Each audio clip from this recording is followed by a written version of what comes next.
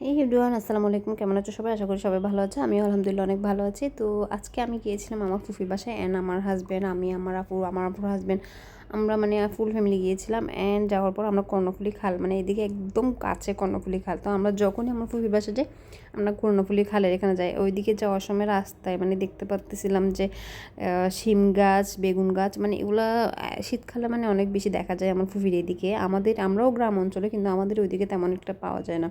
কিন্তু এখানে আসলে মানে এগুলো দেখলে অনেক বেশি ভালো লাগে। সব ধরনের সবজি চাষ থাকে।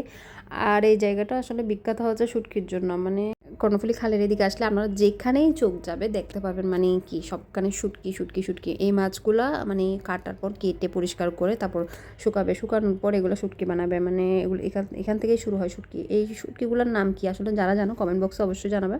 এগুলো লবণ, মানে অনেকগুলো লবণ দিয়ে ওরা মেখে এরকম বাজ করে করে রাখছে। হয়তো এরপরে শুকাতে দিবে। এটার প্রসেসিংটা ঠিক আমি জানি না, কিন্তু মানে দেখে খুব ইন্টারেস্টিং লাগতেছিল।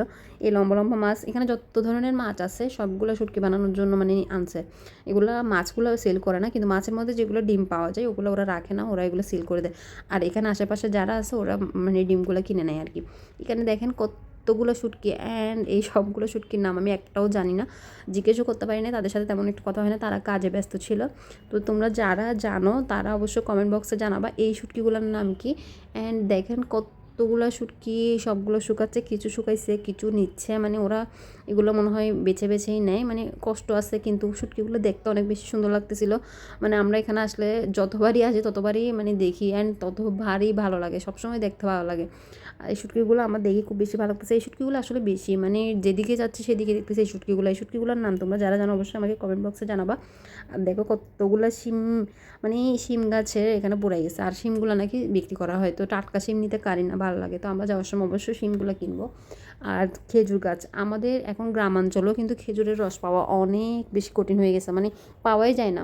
খেজুরের রস, টাটকা খেজুরের রস দেখে অনেক বেশি আমরা হ্যাপি হয়ে গেছিলাম, and আমরা দৌড়ে দৌড়ে যাচ্ছিলাম দেখার জন্য। অ্যান্ড এগুলো দেখে আসলে সত্যি অনেক বেশি ভালো লাগতেছে। এই যে এইটাতে খেজুর আমার ভিডিও করে রাখতে অনেক বেশি ভালো লাগে, তো ভাবলাম তোমাদের সাথেও শেয়ার করি। অ্যান্ড তোমাদের ভালো লাগলে অবশ্যই আমাকে কমেন্ট বক্সে জানাবা, লাইক কমেন্ট করে পাশে থাকবা, সাপোর্ট করবা। দেখা হবে নেক্সট ব্লগে। আল্লাহ হাফেজ, টেক কেয়ার।